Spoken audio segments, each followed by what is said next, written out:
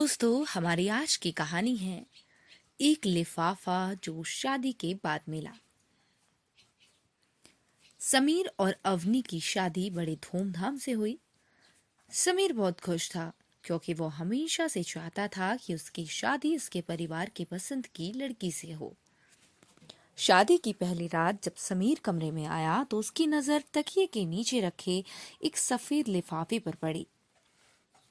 उस पर लिखा था, मेरे लिए सिर्फ शादी के बाद अवनी। समीर को हैरानी हुई कि ये क्या हो सकता है। उसने धड़कते दिल से लिफाफा खोला और अंदर रखी हाथ से लिखी चिट्ठी को पढ़ने लगा।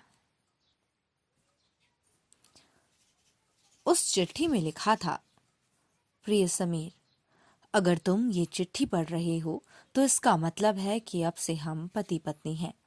मैं इस रिश्ते को पूरी ईमानदारी से निभाना चाहती हूँ, लेकिन इसके लिए जरूरी है कि मैं तुम्हें कुछ सच बताऊं। इस शादी से पहले मैं किसी और से प्यार करती थी। हम दोनों के हमने साथ में कई सपने देखे थे, लेकिन किस्मत को कुछ और ही मंजूर था।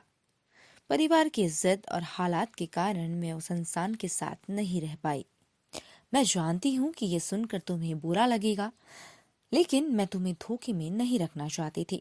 मैं नहीं जानती कि मैं तुम्हें वो प्यार दे पाऊंगी या नहीं जो तुम डिजर्व करते हो, लेकिन मैं कोशिश करूंगी कि मैं इस रिश्ते को सम्मान दूं।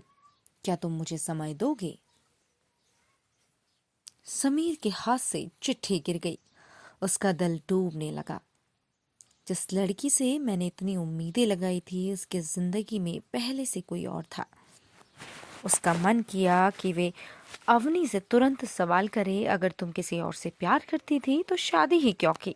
लेकिन उसने खुद को रोक लिया। वो अवनी की तरफ देखता रहा, लेकिन उसने कुछ नहीं कहा। अवनी की आंखों में डर था, कहीं समीर अब इस रिश्ते से पीछे न हट जाए।